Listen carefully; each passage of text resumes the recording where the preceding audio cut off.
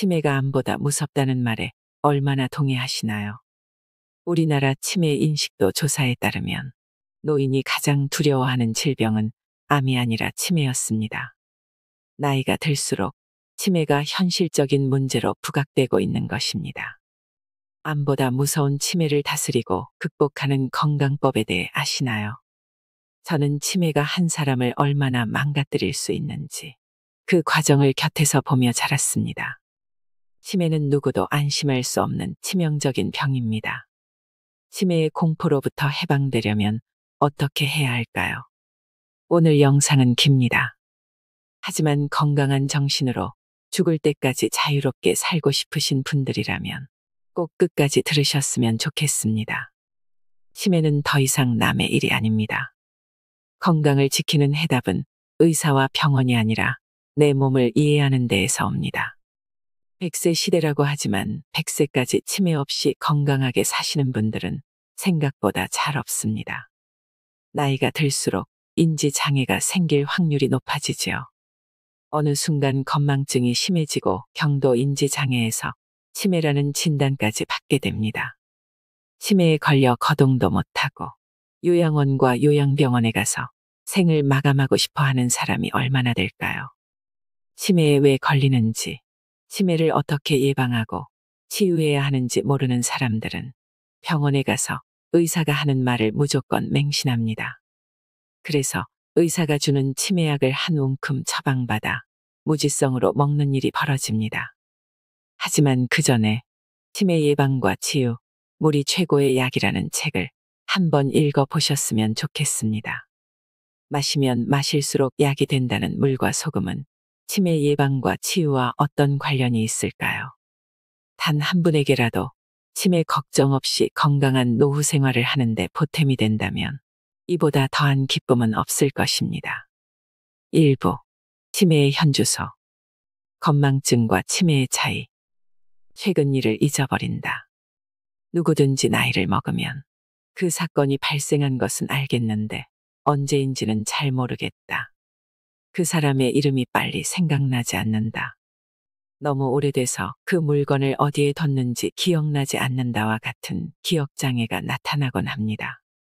이러한 증상은 노쇠 현상 중 하나인 건망증에 속하지만 치매 증상 중에서 가장 흔한 것은 자신이 경험한 것을 전혀 기억하지 못하는 기억력 감퇴입니다. 치매 환자는 최근의 것을 기억하거나 생각해내는 능력이 쇠퇴해 조금 전에 자신이 한 말이나 들은 말을 즉시 잊어버리곤 하기 때문에 여기가 어디야? 오늘은 무슨 요일이야? 우리 손주가 몇 살이라고와 같은 질문을 수없이 반복합니다. 또는 먹고 싶은 과일을 꺼내려고 냉장고 쪽으로 갔다가 내가 왜 여기 와 있지 하고 한참을 두리번거리다 되돌아오는 일이 자주 발생합니다. 경험한 일 자체를 망각한다. 대부분의 사람은 며칠 전에 있었던 사소한 점은 기억하지 못하더라도 함께 식사한 사람과 어떤 대화를 나눴는지는 기억합니다. 하지만 치매 환자는 사람을 만나 대화를 나눴거나 약속을 했는데도 나는 그 사람을 만났거나 약속한 적이 없다. 조금 전에 식사가 끝났는데도 왜 아직 밥을 안 줘? 외출했다가 집에 돌아와서는 오늘은 아무 데도 안 갔다. 친구들과 여행을 다녀왔는데도 왜 나만 빼놓고 너희들만 갔다 왔느냐라고 말합니다. 과거의 일이 기억 속에서 완전히 사라진 탓에 주변 사람이 아무리 힌트를 줘도 생각이 나지 않는 것입니다. 과거 속에 머물러 생활한다. 치매 환자는 최근의 일을 잊어버리고 과거의 일 위주로 기억하기 때문에 과거의 틀 속에서 생활하는 사람이 됩니다. 젊은 사람이 자신의 경험한 일을 제대로 기억하지 못하면 신경 쓰는 일이 많아서 그렇겠지 하고 이해할 수도 있지만 노인이 기억하지 못하면 치매로 오해하는 수가 많습니다. 나이에 따른 건망증과 치매의 대표적인 차이는 다음과 같습니다. 기억력에서는 건망증의 경우 힌트를 주면 아 그래 맞아 이제 생각이 나네 하며 대화가 이어집니다. 치매는 아무리 힌트를 줘도 난 그런 적이 없다라며 대화를 중단합니다. 경험한 일에서는 건망증의 경우 중요한 것은 기억하지만 사소한 것 중 일부를 잊어버립니다. 치매는 조금 전에 식사를 했는데도 왜 아직도 밥을 안 줘라며 밥을 달라고 재촉합니다. 잃어버린 물건의 경우 건망증은 지갑을 둔 장소가 빨리 생각나지 않아도 찾으려고 노력합니다. 치매는 지갑이 안 보이면 누군가 훔쳐갔다고 의심하거나 남의 탓으로 돌립니다. 일반인의 건망증과 치매 환자의 기억력의 차이가 있듯이 사물에 대한 인지력에도 뚜렷한 차이가 있습니다. 사람을 만났을 때의 경우 일반인은 오랜만에 친구를 만나면 반가워하면서 대화를 합니다. 치매에는 친구로 오랜만에 만나는데도 누군지 몰라 반가워하지 않습니다. 조작 능력의 경우 일반인은 리모컨 조작이 서툴러도 이리저리 조작해 봅니다. 치매는 리모컨을 손에 들고도 무엇을 사용하는 물건인지 모릅니다. 계절 날짜와 시간 감각의 경우 치매에는 계절에 맞지 않은 옷을 입거나 멋을 내는데도 관심이 없고 날짜와 시간에 대해 관심이 없습니다. 치매 환자를 대할 때 유의해야 할 점은 치매 환자가 기억하지 못하는 과거는 사실이 아니다라는 것입니다. 예를 들면 치매 환자가 돈을 빌렸는데 그 기억이 사라졌다면 전에 빌려간 돈 언제 갚을래라는 말을 들었을 때 아니 내가 무슨 돈을 빌렸다고 그러는 거야. 빌린 적이 없는데 하고 버럭 화를 내며 폭력을 행사하는 경우가 있습니다. 이처럼 사물에 대한 인지력, 분별력, 판단력이 떨어져 있는 상태이므로 치매 환자를 대할 때는 각별히 유의해야 합니다. 간과하기 쉬운 치매 초기 증상. 치매는 어느 날 갑자기 발생하는 것이 아니라 20년에서 30년 동안 서서히 진행되는 질환으로 우리 몸이 신호를 보내고 있는데도 잘 느끼지 못한 결과입니다. 화산이 폭발하려면 사전에 땅이 흔들리는 지진이 발생하듯이 치매 초기를 알리는 신호를 인식하려면 오감에 민감한 어린이와 소리, 맛, 냄새, 촉감 등을 비교해 보는 것이 좋습니다. 냄새를 잘 맡지 못한다. 일반적으로 알츠하이머 치매의 초기 증상으로 극심한 건망증을 예로 드는데 이보다 앞서 나타나는 증세 중 하나가 냄새를 제대로 맡지 못하는 것입니다. 우리는 흔히 코로 냄새를 맡는다라고 하지만 코는 단지 냄새를 수집하는 도구에 불과합니다. 연어가 민물에서 태어나 먼 바다로 나가 성장한 후 알을 낳기 위해 원래 태어난 곳으로 되돌아올 수 있는 이유는 내가 자신이 태어난 곳의 물 냄새를 기억하기 때문입니다. 냄새를 맡는 능력은 기억을 담당하는 뇌 조직과 밀접히 관련돼 있기 때문에 냄새를 맡는 뇌 조직의 일부가 파괴되면 냄새를 맡지 못합니다. 따라서 냄새를 제대로 맡지 못한다는 것은 뇌의 일부가 파괴돼 치매가 진행하고 있다는 신호로 받아들이는 것이 좋습니다. 음식 맛을 제대로 느끼지 못한다. 즉 달콤하다, 쓰다, 맵다, 짜다, 싱겁다, 시큼하다, 감칠맛이 난다 등은 모두 뇌가 판단하기 때문에 뇌의 기능에 이상이 발생하면 간을 보며 조리하는 것이 힘들어집니다. 알츠하이머 치매는 주로 남성보다 여성에게 많이 나타나는 질환인데 나이 많은 가정주부가 음식을 조리할 때 지금까지와는 다르게 맛을 제대로 조절하지 못하면 치매 초기일 가능성이 있으니 주의 깊게 살펴봐야 합니다. 소리를 잘 듣지 못한다. 귀로 듣는 소리, 눈으로 보는 사물, 피부로 느끼는 촉감은 신경을 통해 뇌의 감각 중추로 전달되는데 시각 정보는 두 개소의 터미널에서 다른 신경을 거쳐 뇌에 전달되지만 소리는 7개소의 터미널에서 다른 신경을 통해 뇌로 전달됩니다. 눈이 피곤하면 잠시 눈을 감고 쉬거나 잠을 자면 되지만 귀는 잠시도 쉬지 않고 24시간 작동합니다. 심지어 잠자는 시간에도 끊임없이 작동하기 때문에 청각은 눈보다 쉽게 고장날 수밖에 없습니다.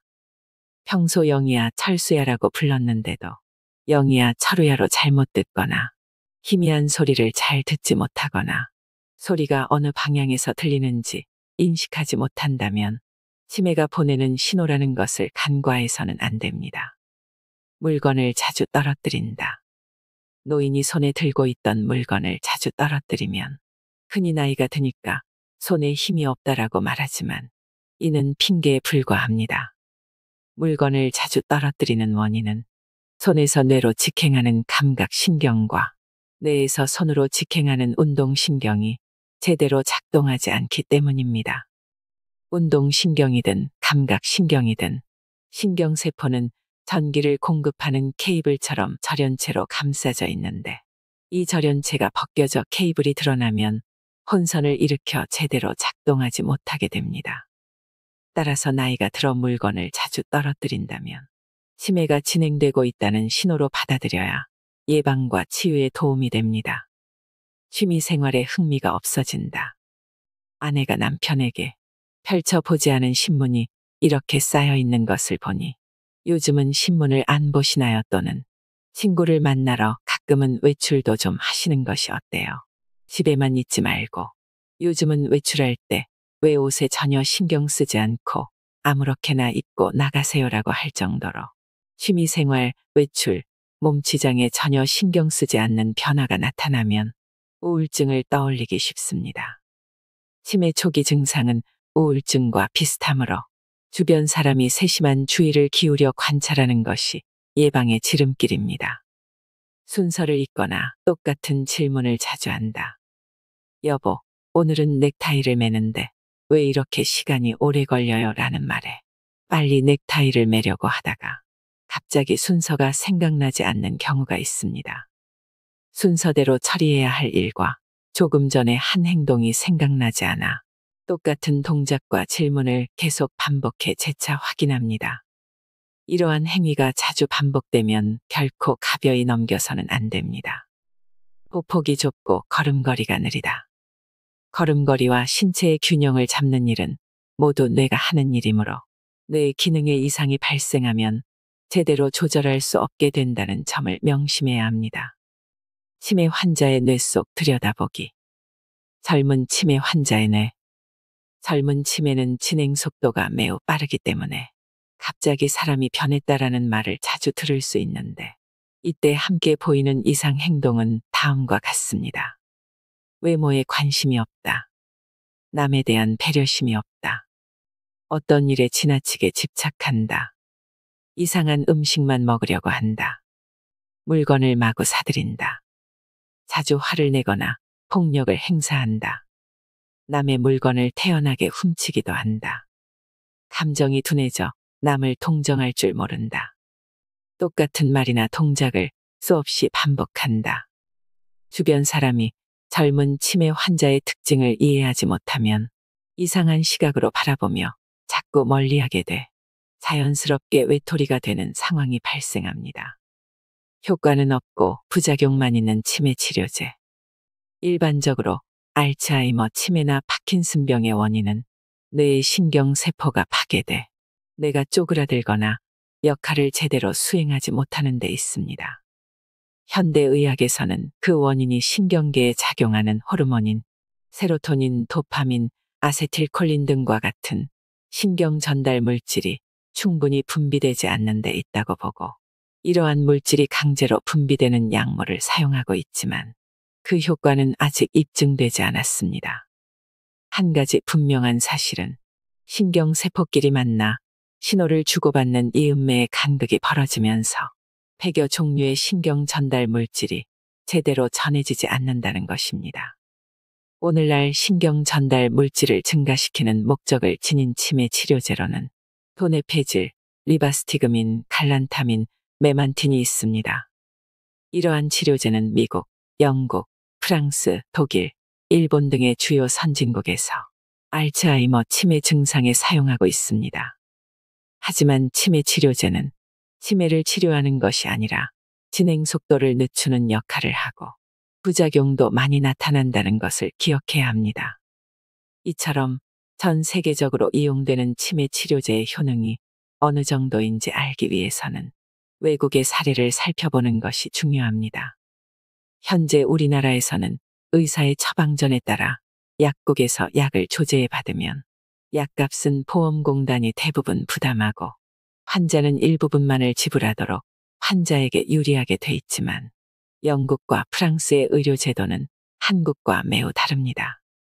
2008년 영국에서는 치매 치료제인 도네페질은 효과를 기대할 수 없기 때문에 2년 이상의 복용은 인정할 수 없다라고 발표했습니다. 치료제를 복용할 기회를 박탈당한 환자들은 전 세계에서 치매에 효과가 있다고 인정된 도네페질이 효과가 없다니 말이 되느냐라고 반발했습니다. 영국의 의료 제도는 국영이므로 효과가 없는 치료에 돈을 낭비하는 것은 사회적으로 허용되지 않습니다. 이러한 발표는 영국 정부 스스로 치매 치료제로 처방되는 도네페질조차 효과가 없다라는 것을 인정한 셈입니다.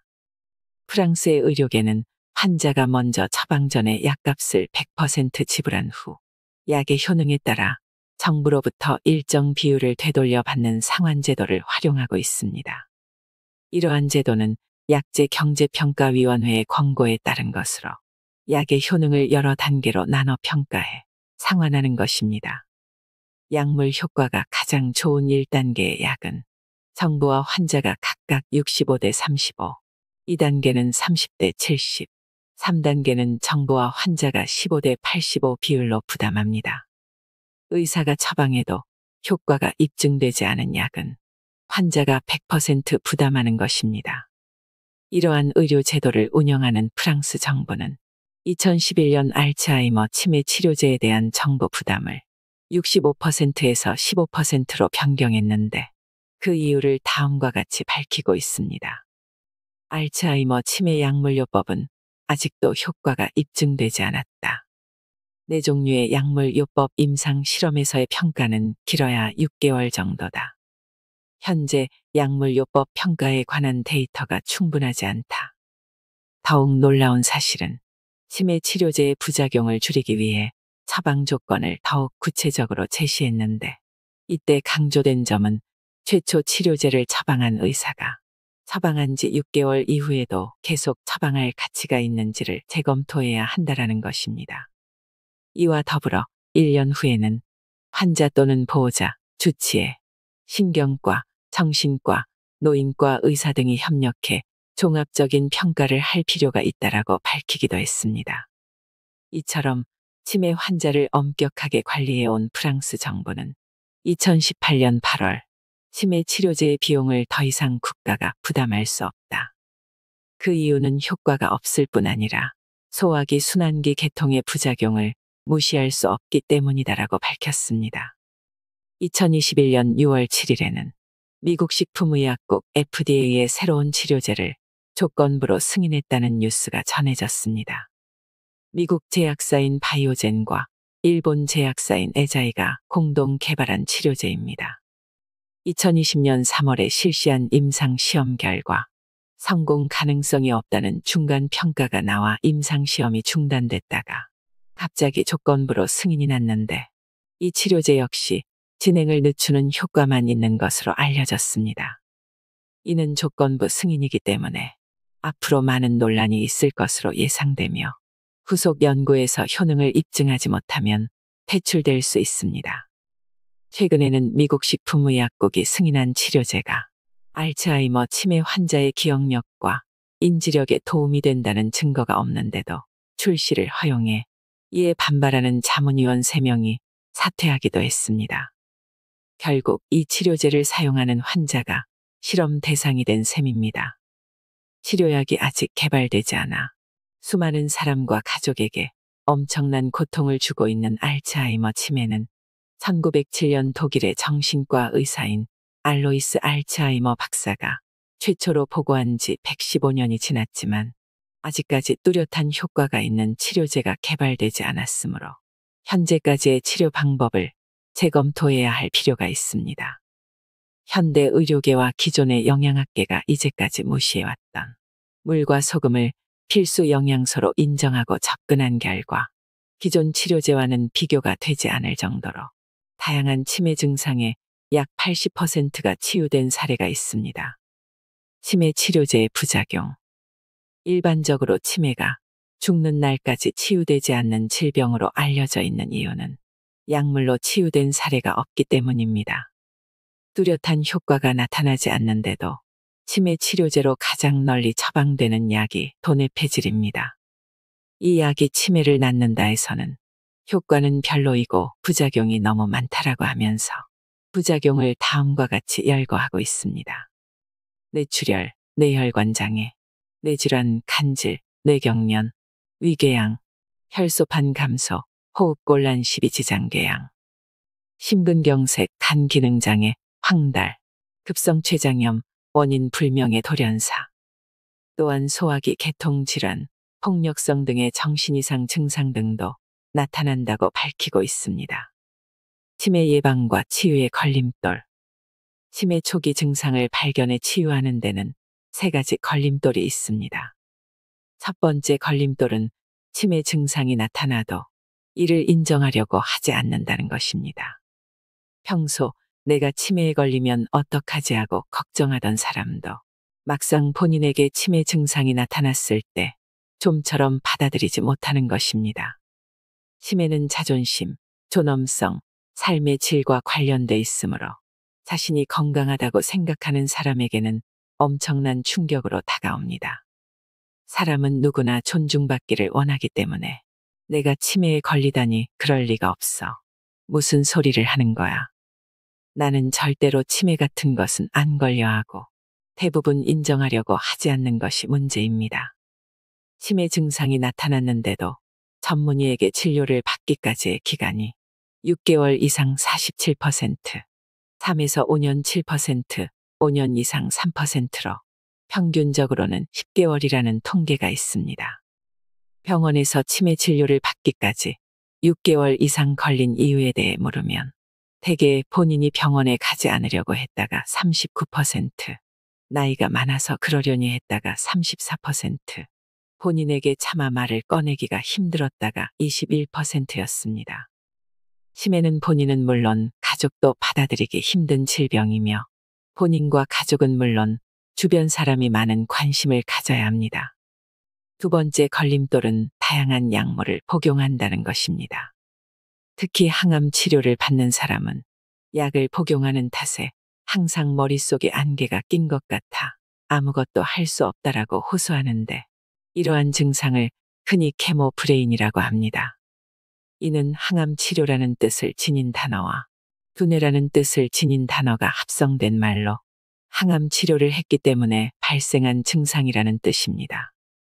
항암제 외에도 소화제, 위장약, 수면제, 당뇨약, 혈압약, 콜레스테롤약, 심장약 같은 여러 가지 약을 혼합해 먹으면 좀처럼 개선되지 않습니다. 평소 건강을 잘 관리해 약물을 복용하지 않는 것이 가장 좋은 예방법입니다. 세 번째 걸림돌은 만물의 에너지원인 태양, 신선한 공기와 함께 뇌에서 발생하는 쓰레기를 깨끗이 청소하는 물과 소금의 소중함을 모른다는 것입니다. 인체가 잠시도 쉬지 않고 각종 영양소를 소화 흡수하고 활용한 뒤 찌꺼기를 대변, 소변, 땀, 호흡 등을 통해 외부로 배출할 때 직접적인 역할을 하는 물질이 바로 물과 소금입니다. 제가 21세기 최첨단 영양학을 공부하고 건강 관련 서적을 800여 권 독파하고 느낀 것은 물과 소금을 등한시하면 뇌 질환은 물론 각종 질병의 예방과 치유가 불가능하다라는 것입니다. 2부. 치매를 유발하는 식품과 식습관. 청량음료. 뇌 건강에 미치는 악영향. 갈증을 느낄 때 청량음료를 마실 것인지 생수를 마실 것인지는 본인의 선택에 달렸지만 음료수는 우리의 뇌 건강과 밀접한 관련이 있다는 것을 유념해야 합니다. 식품회사에서 제조한 커피, 녹차, 홍차, 주스, 콜라, 사이다, 막걸리, 맥주 등의 청량음료는 뇌신경 세포를 파괴하는 화학물질이 포함되어 있을 뿐 아니라 섭취한 양보다 더 많은 양의 물이 몸에서 빠져나가는 이뇨제 역할을 합니다. 청량음료에는 마실 때마다 시원한 느낌을 주는 합성 감미료가 포함되어 있는데 대표적인 것은 설탕, 사카린, 아스파탐, 인산염, 인공포도당, 액상과당 등이 있습니다. 소비자의 입맛을 당기게 할 목적으로 사용하는 아스파탐의 당도는 설탕의 약 200배, 사카린은 300배에 이릅니다. 단맛이 설탕보다 강하고 매우 싼 값에 생산할 수 있어 생산 원가를 절감할 수 있기 때문에 식품회사로서는 매력적인 첨가물일 수밖에 없습니다. 아스파탐의 폐해. 아스파탐이 인체에 흡수되면 몸에 해로운 메탄올, 포르말데히드와 같은 독성 물질이 생성됩니다. 이러한 물질은 뇌신경 세포를 격렬하게 흥분시킬 뿐 아니라 뇌가 쪼그라드는 알츠하이머 치매로 진행되게 합니다. 그뿐 아니라 인공감미료로 파괴된 뇌신경 세포와 시신경은 쉽게 회복되지 않습니다. 미국 식품의약국에 접수된 아스파탐의 부작용은 3,000건이 넘는데 아스파탐이 인체에 미치는 주요 증상은 다음과 같습니다. 발작, 발진, 불면증, 우울증, 생리불순, 기억장애, 주의력 결핍, 극심한 두통, 이명, 과잉 행동 발달 장애, 황반변성 발생, 지나친 음주, 치매 발병률 4배 이상 상승. 평소 지나치게 술을 즐기는 사람이 알코올성 치매에 걸릴 확률이 매우 높다는 사실은 뇌신경 세포를 둘러싸고 있는 세포막의 구조를 보면 쉽게 이해할 수 있습니다. 세포막은 세포를 보호하는 담장 역할을 하는데 뇌신경 세포막을 감싸는 절연체는 다른 세포막과 달리 75% 정도가 알코올에 잘 녹는 기름 성분입니다. 단단하게 굳어진 돼지기름을 뜨거운 물에 넣으면 쉽게 녹듯이 알코올 성분에 약한 세포막의 기름도 알코올에 찌들면 쉽게 녹아버립니다. 폭음을 한 사람이 어제 저녁에 술 마신 이후 필름이 끊겨 전혀 기억이 나지 않는다라는 말을 한다면 이는 기억을 담당하는 뇌신경 세포 중 일부가 알코올에 녹아 없어져 버린 것입니다. 뇌의 신경세포는 매우 소중한 곳으로 뇌에 공급되는 영양소를 비롯해 모든 물질의 유해 여부를 체크하는 검문소 역할을 하는 글리아세포가 있습니다. 술의 주성분인 알코올은 이곳을 자유롭게 통과해 뇌로 직접 들어가는 특징이 있습니다. 쉽게 말해 대기업 회장을 만나기 위해 방문한 사람이 비서실을 거치지 않고 곧장 회장실로 가는 것과 같은 이치입니다. 술, 체내 물 부족 유발. 무더운 여름철에 시원한 맥주를 단숨에 들이키면 온몸이 시원해지면서 갈증이 해소된 것처럼 느껴집니다. 하지만 맥주는 다른 술과 마찬가지로 산성 물질이자 이뇨제 역할을 하는 음료수이므로 마시면 마실수록 우리 몸의 수분을 빼앗아가기 때문에 치매 예방 차원에서는 권할 만한 음료가 아닙니다. 우리가 술을 많이 마신 다음 날 아침 극심한 갈증을 느끼며 머리가 깨질 듯이 아픈 것은 우리 몸에 수분이 부족해졌다는 증거입니다. 맥주 10병을 마시면 11병 정도의 수분이 몸에서 빠져나간 것입니다. 숙취로 머리가 아플 때는 물을 마셔야 하는데 대부분의 사람은 약국으로 달려가 진통제를 사 먹습니다. 그렇다고 해서 모든 문제가 해결되는 것은 아닙니다. 이러한 증상의 근본적인 원인은 물 부족이므로 물을 많이 마시면 언제 그랬냐는 듯이 두통이 금세 사라집니다. 물론 적당량의 소금도 같이 타서 마시면 좀 더 빨리 갈증이 해소됩니다. 지나친 알코올 섭취가 소중한 뇌를 쪼그라뜨린다는 사실을 알지 못하는 알코올 중독자는 몸이 원할 때마다 알코올을 섭취합니다. 그리고 술을 즐기는 사람이 알아둬야 할 점은 술을 마실 때마다 신경세포의 영양제 역할을 하는 비타민 B1이 대량으로 소모된다는 사실입니다. 비타민 B1은 현미와 콩류 식품에 많이 포함되어 있는데 하지만 술을 즐기는 사람은 이러한 식품을 좋아하지 않는 경향이 있습니다. 알코올 중독에서 벗어나고 술로 손실된 영양소를 회복하기 위해서는 충분한 양의 물과 적당량의 소금을 섭취해야 합니다. 뇌는 수분이 1%만 부족해도 갈증이라는 신호를 보내 물을 마시도록 유도하는데 그 부족분을 물로 충족시키면 갈증이 순식간에 사라집니다. 특히 술 생각이 간절할 때마다 소금을 탄 생수를 마시면 효과를 금세 확인할 수 있습니다. 맥주, 뇌 건강에 치명적. 맥주를 즐겨 마시는 사람은 흔히 맥주는 알코올 도수가 낮기 때문에 건강에 미치는 영향이 매우 적다라고 이야기합니다.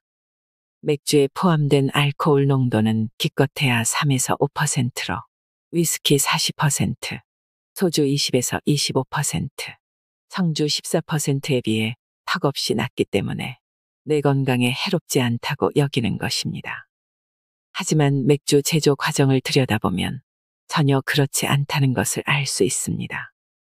맥주를 제조할 때는 제조 회사에 따라 경도가 높은 물이 필요하기 때문에 대량의 석고를 혼합해 수돗물보다 수십 배 많은 미네랄 성분이 포함되도록 합니다. 석고는 주성분이 황산칼슘으로 된 매우 부드러운 황산염 광물질로 골절 환자의 깁스붕대, 조각상, 석고벽 등에 사용합니다. 맥주에 이러한 물질이 포함되어 있는데도 제조 과정의 속사정을 알지 못하는 사람은 물을 마시고 싶을 때 맥주를 대신 마시는 경우를 종종 볼 수 있습니다. 그 결과 몸으로 흡수된 다량의 칼슘 때문에 모세혈관이 막히는 것은 물론 신장결석, 요로결석, 방광결석 등을 일으키기도 합니다. 실제로 맥주 소비량이 많은 독일, 영국, 프랑스, 미국 등에서 이러한 질환이 특히 많이 발생하고 있습니다. 뇌는 체중의 2%에 불과하지만 혈액의 20%가 공급될 정도로 매우 중요한 조직입니다. 뇌의 모세혈관이 막혀 각종 영양소가 제대로 공급되지 않으면 쪼그라들어 제 역할을 하지 못하게 되는 건 시간 문제입니다. 앞서 언급한 것처럼 알코올 섭취는 신체의 물 부족 사태를 일으키므로 간에 저장된 포도당이 물 부족으로 분해되지 않고 계속 쌓여 빠른 속도로 지방간이 됩니다. 인체의 화학 공장인 간에 지방이 쌓여 기능을 제대로 발휘하지 못하면 이때부터 뇌를 비롯해 신체의 각 조직이 굶주림에 허덕이기 시작합니다. 따라서 뇌 건강, 특히 치매를 염려한다면 지나친 알코올 섭취는 피해야 합니다. 커피, 많이 마실수록 뇌가 쪼그라듦. 편두통을 유발하는 카페인. 흥미로운 사실은 뇌에는 통증 감각이 없기 때문에 뇌출혈, 염증, 종양이 발생해도 아픈 줄 모른다는 것입니다. 그런데도 고민거리가 있거나 감기가 들면 머리 양쪽, 즉 관자놀이 근처가 아프고 이곳을 손가락이나 볼펜으로 누르면 통증이 약간 무뎌지는 느낌이 듭니다. 그러면 왜 편두통이 발생하는 것일까요? 고민거리는 우리 몸에 많은 스트레스를 주는데 몸은 스트레스를 받으면 다량의 물을 소모합니다. 긴장하거나 스트레스를 받으면 갑자기 입이 바싹 마르고 갈증을 느끼는 것은 바로 이 때문입니다. 물이 85%를 차지하는 뇌는 1%만 부족해도 물을 달라는 신호를 보내는데 그 신호가 바로 편두통으로 나타납니다. 물이 부족한 뇌는 더 많은 물을 흡수하기 위해 뇌 주변의 혈관을 확장시켜 혈액 순환이 잘 되게 하고 이 혈관 확장으로 뇌 주변의 통증 감각이 자극을 받아 두통을 일으키는 것입니다. 편두통이 생겼을 때 커피를 마시면 신기하게도 통증이 진정되는 경우가 있는데 그 이유는 카페인이 편두통으로 확장된 혈관을 축소하는 역할을 하기 때문입니다. 이처럼 카페인은 분명 편두통에는 효과가 있습니다. 하지만 소변 배출을 돕는 이뇨제 역할을 해 화장실을 자주 가게 됩니다. 이러한 사실로 미뤄볼 때 카페인은 물이 부족할 때 뇌가 쪼그라드는 알츠하이머 치매가 더 빨리 진행되도록 하는 촉진제 역할을 한다는 것을 알 수 있습니다. 3부. 체내물 부족, 치매의 가장 큰 원인. 여성, 상대적으로 물 보유량이 적음. 인체의 각종 조직과 정보를 교환하며 관리하는 뇌는 85%가 물로 구성되어 있습니다. 즉, 뇌는 물 공급량에 따라 매우 민감하게 반응하는 조직이므로 신체의 물 보유량은 치매 발생과 밀접한 관련이 있습니다. 저수지에 물이 풍부하면 가뭄 걱정 없이 농사를 지을 수 있지만 물이 적으면 가뭄이 들 때 제대로 물을 공급할 수 없어 논밭의 농작물이 정상적으로 자랄 수 없는 것과 같은 이치입니다. 인체도 물 보유량이 많고 적음에 따라 뇌에 공급되는 양이 달라질 수밖에 없습니다. 따라서 물 보유량이 적은 여성에게 치매가 많이 발생한다는 것을 알 수 있습니다. 물 부족 초기 증상. 소변의 색. 인체도 물을 충분히 보유하고 있는지를 알려주는 신호 체계가 있습니다. 바로 소변의 색깔입니다. 1단계, 투명한 무색. 2단계, 연한 노란색. 3단계, 진한 노란색. 4단계, 주황색. 5단계, 진한 주황색. 6단계, 붉은색, 진한 갈색. 인체의 물이 충분하면 1, 2단계의 투명한 무색 혹은 연한 노란색의 소변이 배출됩니다.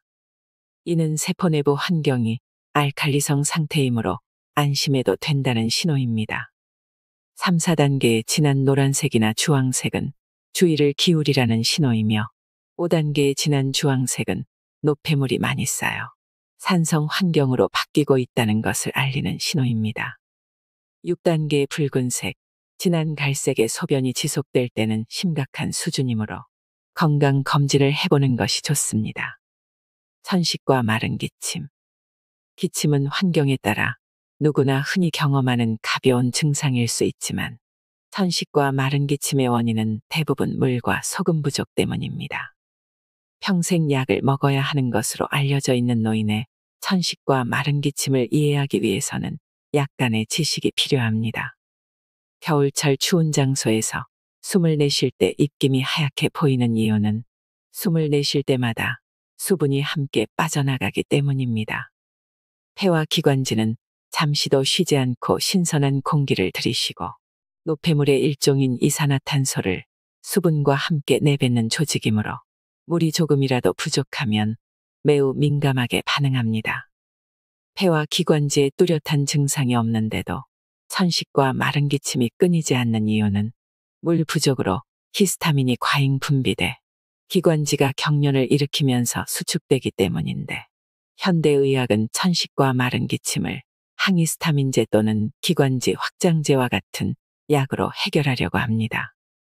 노인에게 발생한 천식은 물 부족 때문에 발생한 것이므로 물과 소금만 제대로 섭취하면 이러한 증상은 자연스럽게 없어집니다.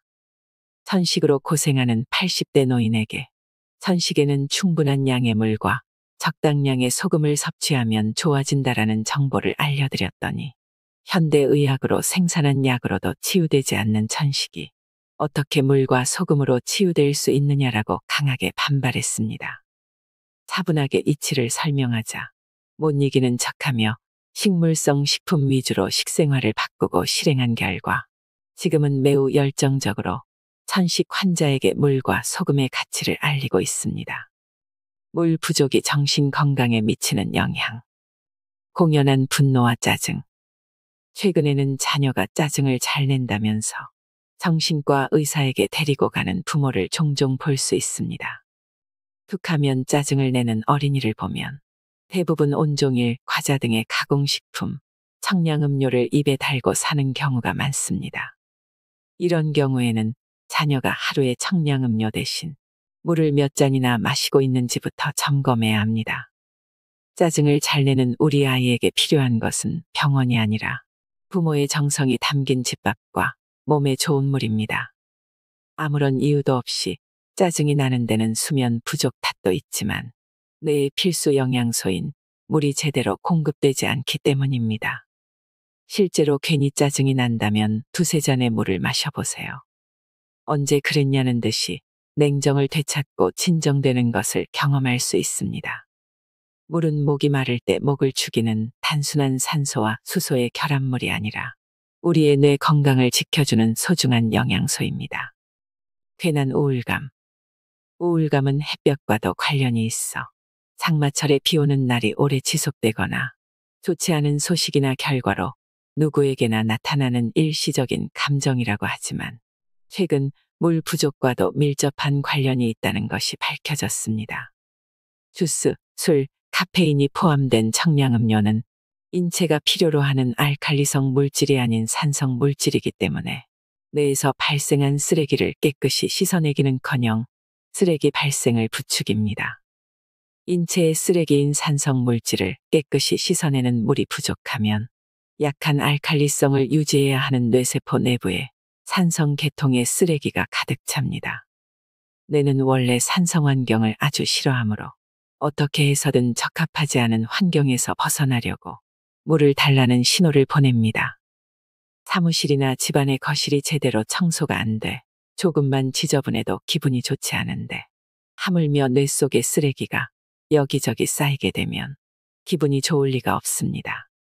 우리는 날마다 좋지 않은 결과나 소식으로 가득 찬 환경에서 스트레스를 받으며 살아가고 있습니다.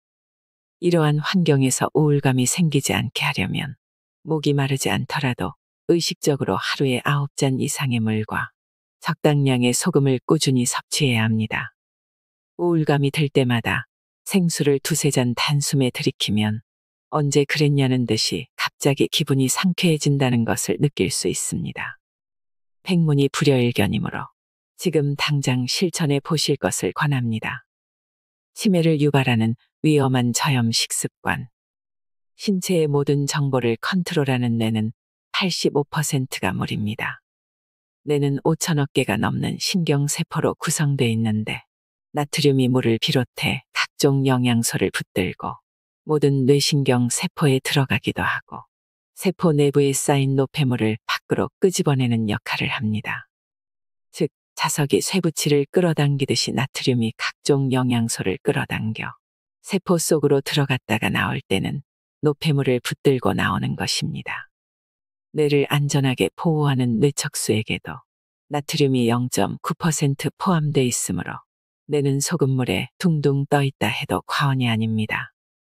소금은 불순물을 흡착하는 성질이 있어 뇌에 발생한 각종 쓰레기에 해당하는 노폐물을 흡착해 배출시키는 역할을 하고 있습니다. 또한 뇌척수액도 뇌에서 허리까지 뻗어있는 척수까지 순환하며 영양을 공급하고 노폐물을 흡수 배출하는 역할을 하므로 치매 예방과 치유에 매우 중요합니다.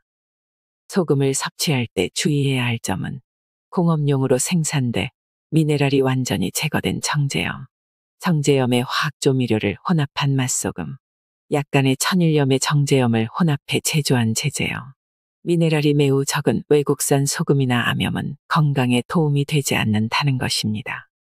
바닷물 오염으로 천일염도 걱정된다면 섭씨 800에서 1300도 이상의 고온으로 구워 대부분의 오염 물질이 제거된 죽염을 섭취하는 것이 좋습니다. 저는 약간 짭짤한 음식을 좋아하기 때문에 죽염을 1.8리터의 생수병에 티스푼 하나의 용량을 타서 마시며 과일에도 뿌려서 먹고 밥을 지을 때도 넣고 식사가 끝나면 짭짤한 미역귀와 견과류를 과자처럼 먹고 있습니다.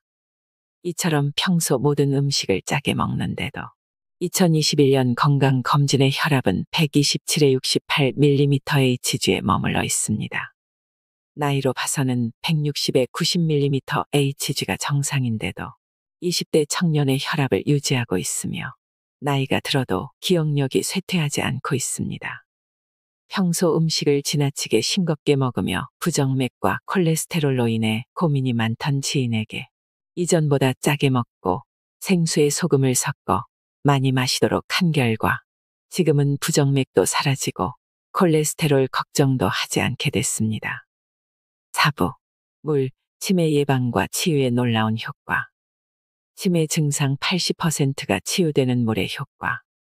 치매 치료제가 개발되지 못하고 제자리 걸음을 하고 있을 때 갈릴레오처럼 혁신적인 실마리를 제공한 사람은 이란 출신의 미국인 벤 멘겔리지 박사입니다. 그는 불면증, 우울증, 치매, 파킨슨병, 공황장애, 조현병, 뇌졸중 같은 각종 뇌질환의 주요 원인이 물 부족이라고 주장하면서 물은 아주 소중한 영양소라는 점을 25년 동안 다수의 논문과 저서를 통해 알렸으며 실제로 수많은 사람의 고통스런 질병을 물과 소금으로 치유한 전설적인 인물입니다. 동양에서 벤 멘겔리지 박사의 이론을 실제로 적용한 사람은 일본의 다케우치 다카이토 교수입니다.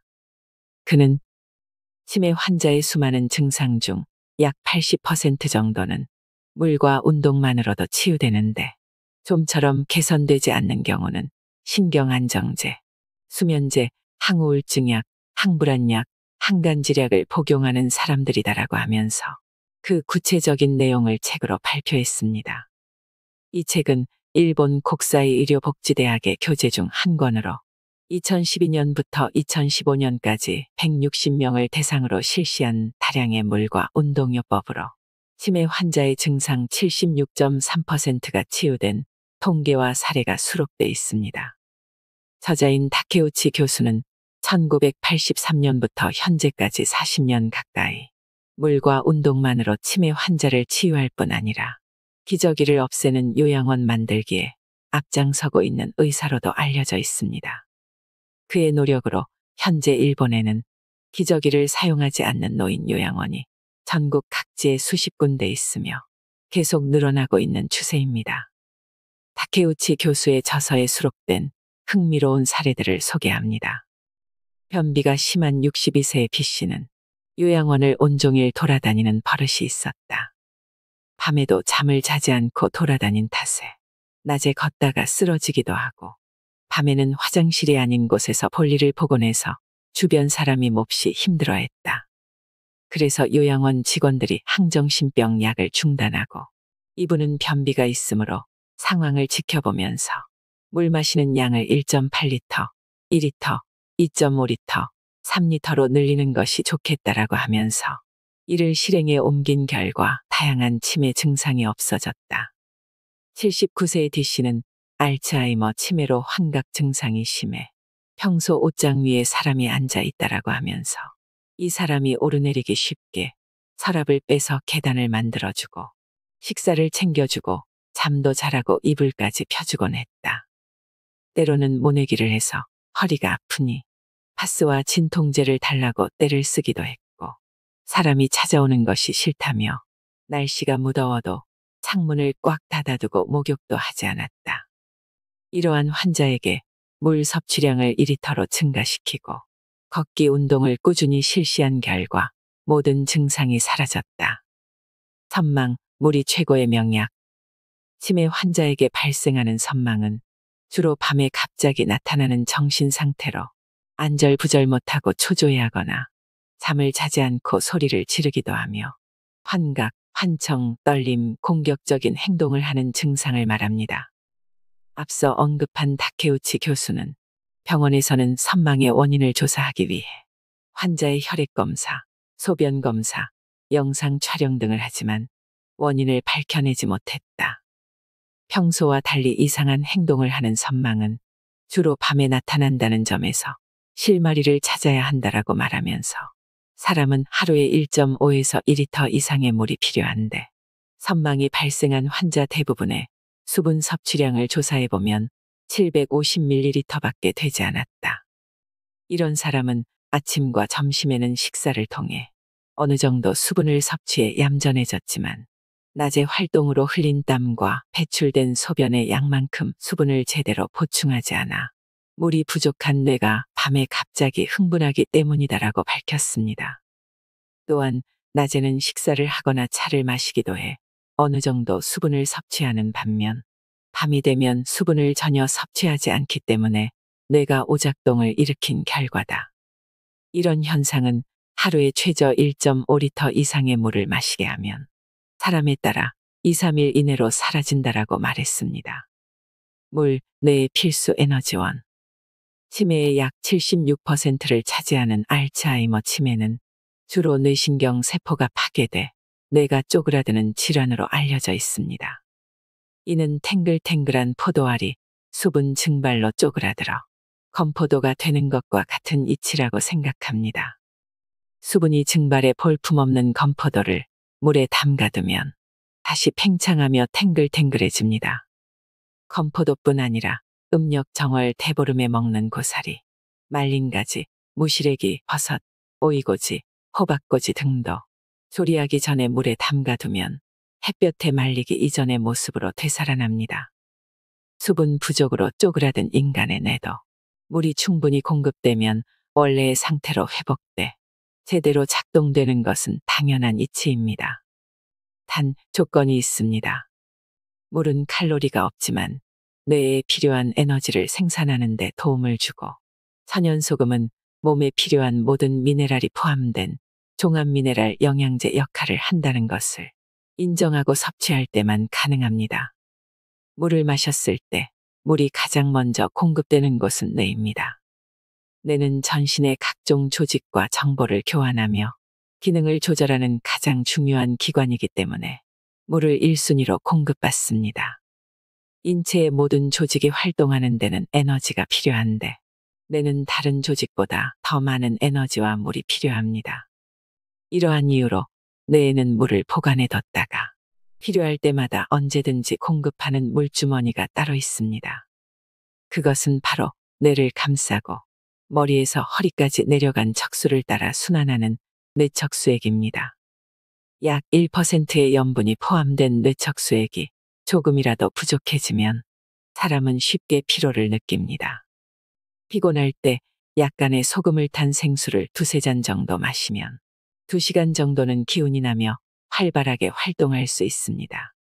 이는 물이 체내의 세포 속으로 흡수될 때 전기를 일으켜 뇌에 에너지를 공급한다는 좋은 증거입니다. 신경을 많이 쓰거나 오랜 시간 공부를 해서 피곤할 때 직접 체험해보면 쉽게 알 수 있습니다. 하루에 필요한 물의 양.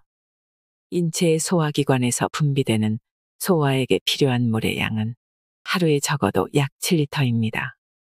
입안에서 침으로 1.5리터, 위장에서 소화액으로 2리터, 간에서 담즙 생산으로 0.5리터, 췌장에서 소화액으로 1.5리터, 소장에서 장액으로 1.5리터 정도 분비되는데 이들의 원재료는 모두 물입니다. 소화기관은 다량의 액체가 분비된 후 재흡수돼 활용되고 있으므로 땀과 소변으로 배출되는 양을 계산하면 적어도 1.5에서 2리터 이상의 물을 마셔야 한다는 것을 알 수 있습니다. 물과 소금 부족으로 발생하는 첫 번째 신호는 밤에 잠을 잘 때 장단지에 쥐가 나는 마비 증상이 나타나며 두 번째 신호는 소화기 개통에서 나타납니다. 주된 증상은 속이 더부룩한 소화불량, 속쓰림, 가슴 통증, 역류성 식도염, 위염, 위궤양, 위암, 췌장염, 췌장암, 대장염, 대장암, 변비, 치질 등으로 나타납니다. 이러한 질환이 모두 물과 소금 부족 때문에 나타나는 것으로 알려지면서 그 중요성이 새롭게 인식되기 시작했습니다. 물 제대로 마시는 법. 상온의 물을 마신다. 누구나 목이 마를 때는 을의 시원한 물이나 음료수로 목을 축이기를 원합니다. 무더운 날씨나 몸에서 열이 날 때 시원한 물을 마시면 상쾌한 느낌이 들기 때문입니다. 하지만 지나치게 차가운 물은 우리의 건강을 해칠 수 있으므로 자연 건강법에 따라 가능하면 여름철에는 상온의 물, 겨울철에는 미지근하거나 약간 따뜻한 물이 좋습니다. 건강한 사람의 체온은 평균 섭씨 36.5에서 37도인 반면 냉장고 속 물의 온도는 보통 4~5도 정도이므로 체온과는 32도 차이가 납니다. 하루의 일교차가 10도 이상이 되면 인체는 스트레스를 받아 변비가 생기거나 감기에 걸립니다. 더욱이 30도 이상의 엄청난 온도 차이는 심각한 스트레스를 유발합니다. 신체는 섭취한 물을 체온에 맞게 온도를 높여야 하기 때문에 많은 에너지가 소모되므로 다이어트를 하는 데는 일시적으로 도움이 되지만 찬물로 스트레스를 자주 받는 소화기 개통은 고장나기 십상입니다. 겨울철에 찬물을 미지근하게 데우는 것은 쉽지 않은 일이므로 차가운 날씨에는 생수를 끓인 다음 컵에 20% 정도 붓고 나머지를 찬물로 채우면 미지근하게 마실 수 있습니다. 어떤 사람은 끓인 물을 즐겨 마시기도 하는데 이는 바람직한 행위가 아닙니다. 물을 완전히 끓이면 물에 녹아있는 산소, 즉 용존산소량이 없어지기 때문에 생명력이 없어진 죽은 물이 됩니다. 실제로 끓인 물로 채워진 어항에 물고기를 넣으면 금세 죽어버리는 것을 확인할 수 있습니다. 가능하면 체온에 가까운 미지근한 물을 마시는 것이 자연의 법칙에 따르는 자연 건강법입니다. 물을 많이 마시는 것이 건강에 좋다라고 해서 무턱대고 많이 마시면 부작용이 나타납니다. 만일 소금을 섭취하지 않고 물만 많이 마시면 삼투압 작용으로 물 중독 증상이 생깁니다.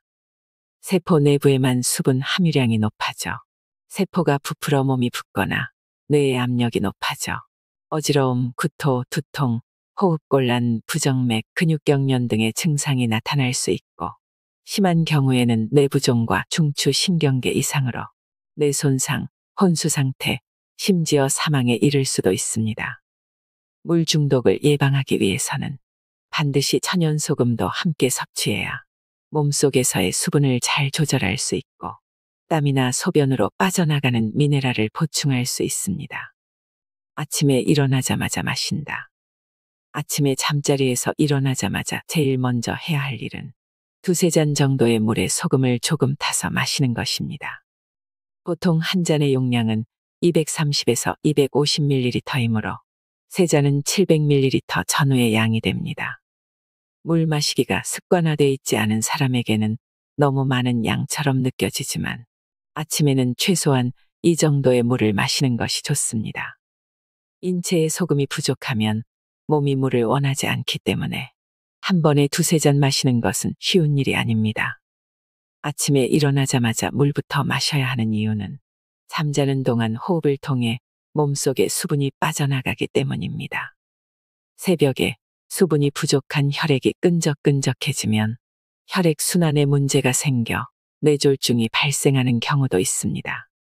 더욱이 몸이 차가운 노인은 온돌방이나 따뜻한 침대에서 잠자는 것을 좋아합니다.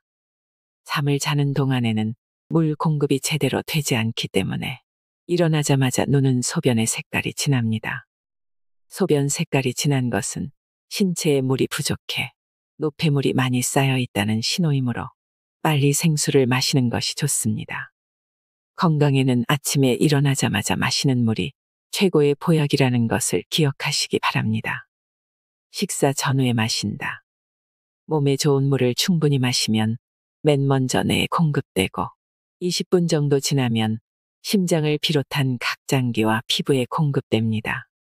식사 30분 전에 2잔, 식후에 1잔을 규칙적으로 마시면 각종 소화기 계통의 질환뿐 아니라 우울증, 비만, 피부 질환을 예방할 수 있습니다. 음식을 소화시키기 위해 위장에서 분비되는 강력한 산성 물질인 위액은 산도가 1.5에서 2이므로 피부에 닿으면 화상을 입습니다. 이처럼 강력한 산성 물질이 분비되는데도 위장 점막에 물이 부족하면 위장 조직이 화상을 입고 헐기 시작합니다. 이것이 바로 위궤양으로 진행되는 초기 단계의 위험입니다. 위험이 발생하면 소화가 제대로 되지 않기 때문에 항상 속이 쓰리고 더부룩하며 가슴이 답답합니다.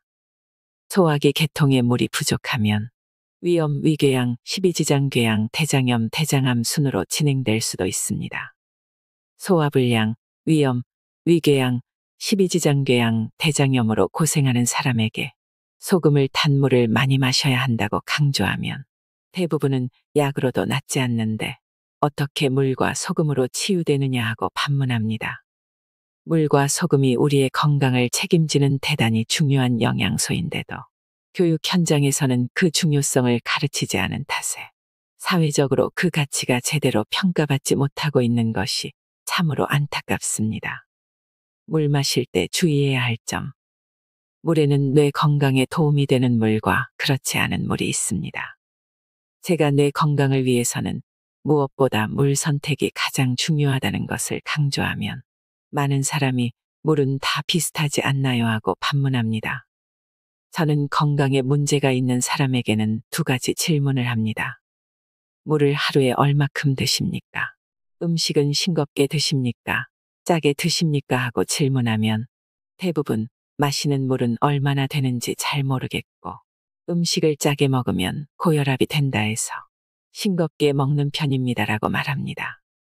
재차 마시는 물의 양을 좀 더 구체적으로 물으면 잠시 생각하고 아침에 일어나자마자 커피 1잔, 식사할 때의 국물, 목이 마를 때마다 시원한 콜라나 사이다, 약을 먹을 때 마시는 물까지 합하면 1리터는 되지 않을까요? 또는 아침에 일어나자마자 우유, 식사 때마다 커피, 목이 마를 때는 주스나 녹차, 퇴근 후에는 가끔 시원한 맥주를 마시기도 합니다라고 하면서 자신은 수분을 충분히 섭취하고 있다고 생각하며 대답합니다. 수분을 보충하기 위해 마시는 커피, 녹차, 콜라, 사이다, 주스, 맥주 등은 소변 배출을 촉진하는 이뇨제 역할을 하는 산성 음료라는 사실을 기억해둘 필요가 있습니다.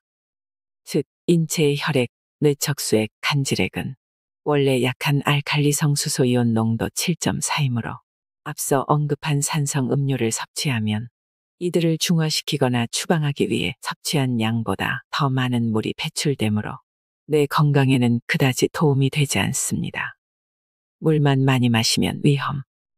지나치면 부족함보다 못하다라는 말은 물 마시기에도 적용되는데 물이 건강에 좋다고 해서 갑자기 많이 마시면 부작용이 발생합니다. 물 마시기가 성공하려면 약간의 지식이 필요합니다. 성장기에는 신진대사로 인해 새로 생겨나는 세포마다 물을 필요로 하기 때문에 수시로 갈증이 생겨 음료수를 마시고 싶어 합니다. 하지만 20세가 넘으면 새로 생겨나는 세포보다 수명이 다 돼 죽는 세포가 더 많아져 물에 대한 수요가 줄어들기 때문에 나이가 들수록 갈증이 둔해져 물을 마시고 싶어 하지 않게 됩니다. 인간의 몸에는 낙타처럼 물 저장고가 없기 때문에 규칙적으로 물을 마시지 않으면 언제든지 물 부족이 되기 쉽습니다. 생리적인 현상을 무시하고 평소 음식을 싱겁게 먹는 사람이 물이 건강에 좋은 역할을 한다고 해서 맹물을 많이 마시거나 가공음료 등을 마시면 몸속의 물 부족 현상이 더욱 심해져 깨진 독의 물붓기 현상이 나타납니다. 사회적으로 소금에 대한 잘못된 편견. 소금은 고혈압을 일으키는 원흉이다라는 생각을 갖고 있는 한 소금 부족에 따른 건강상의 문제를 절대 해결할 수 없습니다. 소금을 지나치게 많이 섭취해도 문제지만 음식을 지나치게 싱겁게 먹으면 나이가 들수록 더 많은 문제를 일으키게 된다는 것을 깨달아야 합니다. 전혀 가공하지 않은 천연소금에는 인체에 필요한 나트륨, 칼륨, 칼슘, 염소, 마그네슘 같은 다양한 미네랄이 모두 포함되어 있습니다. 이처럼 미네랄이 많이 포함된 소금을 무시하고 맹물만 많이 마시면 특히 세포 안팎의 수분 균형이 무너져 저나트륨증이라는 부작용이 발생하고 심하면 목숨까지 잃게 됩니다. 소금과 함께 마셔야 하는 이유. 다시 한번 강조하지만 갑자기 많은 양의 물을 마실 때 소금 섭취를 소홀히 해서는 안 됩니다. 세포 외부의 물, 즉 세포와 세포 사이의 간질액은 나트륨이 붙들어주는 역할을 하며 세포 내부의 물은 칼륨이 붙들어줘야 균형을 유지하기 때문입니다. 시중에서 판매하는 소금은 크게 인체에 필요한 모든 미네랄이 포함된 천연소금, 공업용 소금으로 생산된 정제염으로 나눌 수 있습니다. 세포 안팎의 물 보유량은 나트륨과 칼륨의 균형에 따라 조정되므로 미네랄이 무엇보다 중요합니다. 정제염은 나트륨과 염소만 남기고 칼륨을 비롯해 모든 미네랄이 완벽하게 제거돼 건강에 도움이 되기는커녕 오히려 건강을 해치기 때문에 소금 선택이 무엇보다 중요합니다. 소금이라고 해서 모두 건강에 좋은 것이 아니라는 점을 기억해야 합니다. 소금을 섭취할 때 가능하면 외국에서 수입한 소금보다 국내에서 생산한 볶은 천일염이나 죽염을 선택하는 것이 좋습니다. 우리나라에서 생산한 천일염은 제일 비싸기로 소문난 프랑스의 소금보다 더 많은 미네랄이 포함되어 있어서 외국으로 수출하고 있습니다. 요즘은 천연소금인 천일염도 바닷물 오염으로 공해 물질이 포함되어 있다는 뉴스가 보도되면서 저는 주로 음식에는 볶은 천일염, 마시는 물에는 죽염을 혼합해 섭취하고 있습니다. 죽염은 독소 물질이 제거된 알칼리성이므로 다량인 10에서 30g 섭취해도 부작용이 없습니다. 미국 하버드 대학교와 중국의 유명 기관에서도 죽염과 관련된 세미나 및 논문 발표가 잇따르고 있습니다. 국내에서는 죽염을 논문의 주제로 삼아 박사 학위를 수여받은 학자도 여럿 있을 정도로 안전성이 보장된 소금입니다. 죽염이 안전하다는 것은 간단한 실험을 통해 알 수 있는데 시들어가는 화초에 소금을 녹인 물을 주면 죽어버리지만 적당량의 죽염을 탄 물을 주면 싱싱하게 되살아납니다. 5부. 운동, 치매 예방과 치유의 지름길. 나이가 들어도 생성되는 뇌신경 세포. 신체의 장기는 모두 세포로 구성되어 있습니다. 신체는 수명이 다 된 세포는 죽어 없어지고 새로운 세포로 교체되는 신진대사 활동이 끊임없이 반복되고 있는 참으로 신비로운 조직입니다. 모든 세포는 끊임없이 신진대사에 따라 교체되고 있는데도 뇌신경 세포는 특별한 존재로 일단 형성됐다가 파괴돼 죽으면 다시는 새로운 세포가 생겨나지 않는 것으로 알려져 있습니다. 그래서 치매는 한 번 걸리면 치유되지 않는다라는 것이 100년 넘게 정설로 받아들여져 치매 환자와 가족이 스스로 치유에 힘쓰지 않고 사망하는 날까지 약물에만 의존하며 자포자기하는 경우가 많습니다. 하지만 최근 기억을 담당하는 뇌의 신경세포에도 줄기세포가 존재해 나이가 들어도 신진대사에 따라 새로 생성되며 환경에 따라 감소하거나 생성되기도 한다는 사실이 알려졌습니다. 어린 시절 주변 사람의 사랑을 받으면서 성장하면 뇌의 세포가 풍부하게 생성되지만 부모의 학대나 불우한 환경에서 자란 아이에게는 제대로 생성되지 않는다는 것입니다. 또한 스트레스, 수면 부족, 우울증, 영양 부족 등이 지속되면 꾸준히 감소해 치매로 진행되기도 합니다. 의학 전문지에는 뇌신경 세포는 꾸준히 운동을 하면 노인이 돼도 여전히 생성된다는 스페인 마드리드 대학교의 연구 결과가 실렸습니다. 연구팀은 불의의 사고로 사망한 43에서 87세의 13명의 뇌를 적출해 해마를 조사했더니 87세 노인의 뇌에서도 계속 성장 중인 뇌신경 세포가 발견됐다라고 밝혔습니다. 이제까지는 뇌신경 세포가 어린 시절에 형성되기 시작해 성인이 되면 더는 생성되지 않는다라는 것이 정설이었는데 마드리드 대학교 연구팀이 기존의 정설을 뒤엎은 것입니다. 따라서 기존의 학설을 믿고 치료제에만 의존할 것이 아니라 운동을 하면 재생된다는 희망을 갖고 열심히 몸을 움직이는 것이 무엇보다 중요합니다. 책, 소리내 읽기. 외국어를 공부할 때 소리내 읽으면 단어가 빨리 외워지는 경험을 한 적이 있을 겁니다. 한글로 된 글을 읽을 때도 눈으로 읽는 것보다는 소리내 읽으면 전체 내용을 제대로 파악할 수 있는데 그 이유는 낭독할 때 주의력이 높아지면서 읽다가 빠뜨릴 수 있는 문장도 지나치지 않고 기억할 수 있기 때문입니다. 또한 주의를 집중해 소리내 읽으면 눈으로 보고 성대를 울려서 입으로 소리를 내고 귀로 듣고 뇌로 전달되는 과정에서 뇌 전체의 신경세포가 활발하게 작용하므로 치매 예방과 치유에 도움이 됩니다. 다음 그림에서 알 수 있듯이 소리내 읽는 낭독일 때는 뇌 전체가 활발하게 움직이지만 조용히 눈으로만 읽는 묵독일 때는 뇌의 움직임이 거의 없다는 것을 확인할 수 있습니다. 2018년 홍콩의 노인보건센터에서 15,582명을 대상으로 7년 동안 독서가 노인의 인지력에 미치는 영향을 조사한 결과 노년기에도 지적 활동에 적극적으로 참여하면 노인의 치매를 지연시키거나 예방하는 데 도움이 됐다라고 발표했습니다.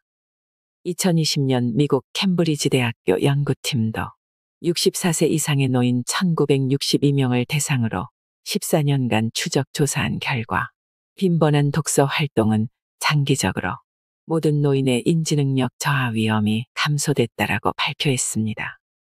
기타 여러 연구기관의 실험 결과에서도 책을 소리내 읽으면 새로운 뇌신경 세포가 생성된다라는 것을 알 수 있습니다. 노년기의 왕성한 독서 활동은 치매 예방과 개선에 많은 도움을 준다고 해서 국내에서도 최근 노인을 대상으로 책 읽어드리기 운동이 전개되고 있지만 본인이 직접 소리내 읽는 것보다 더 좋은 방법은 없습니다.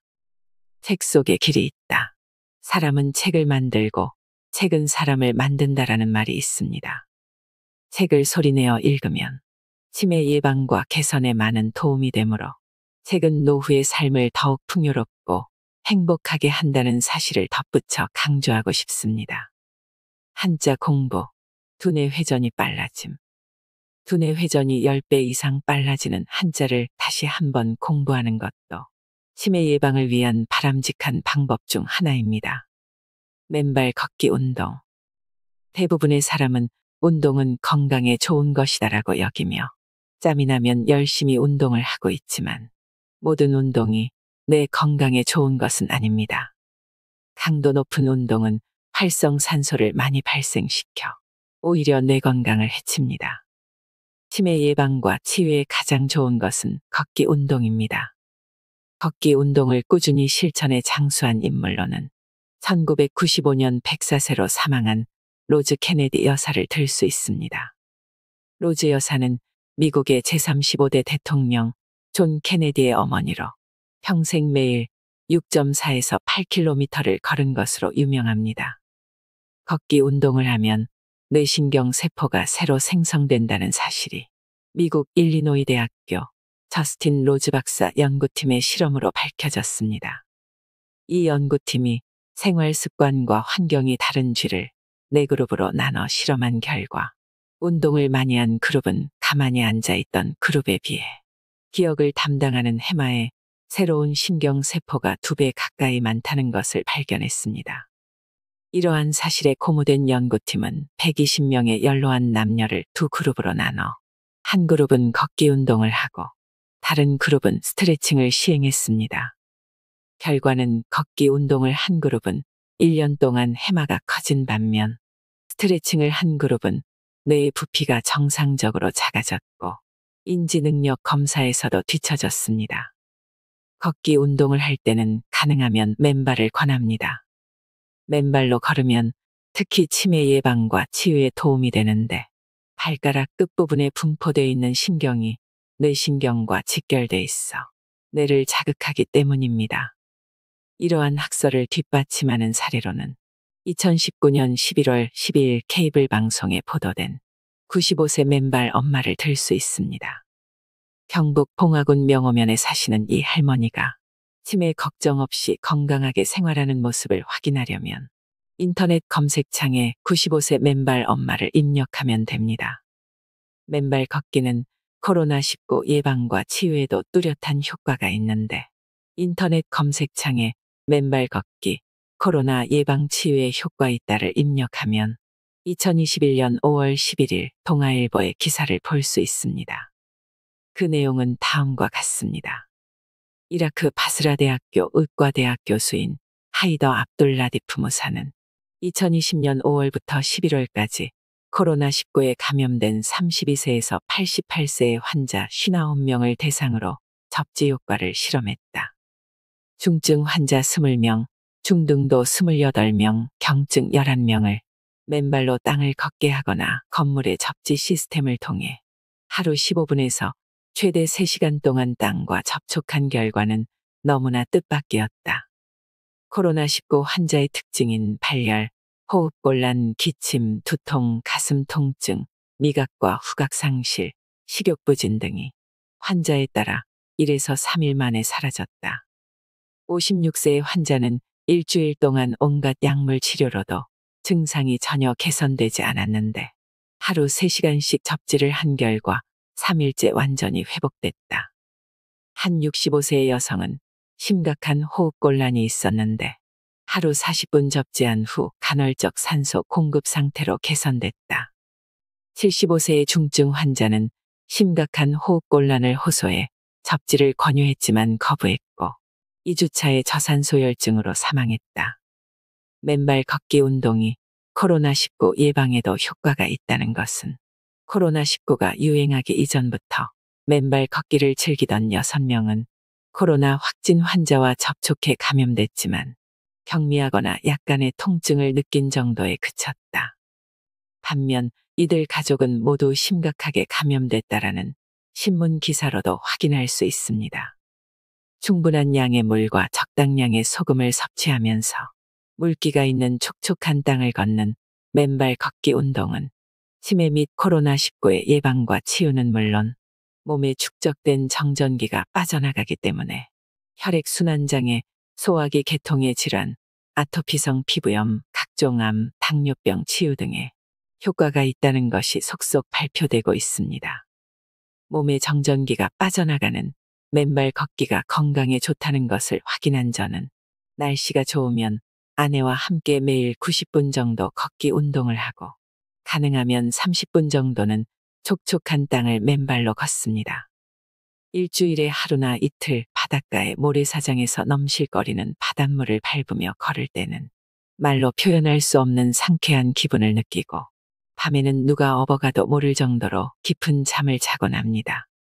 걷기 운동은 언제 어디서든 마음만 먹으면 쉽게 할 수 있지만 요즘은 시골 구석구석까지 모든 길이 포장돼 있어 흙길을 걷는 것은 쉬운 일이 아닙니다.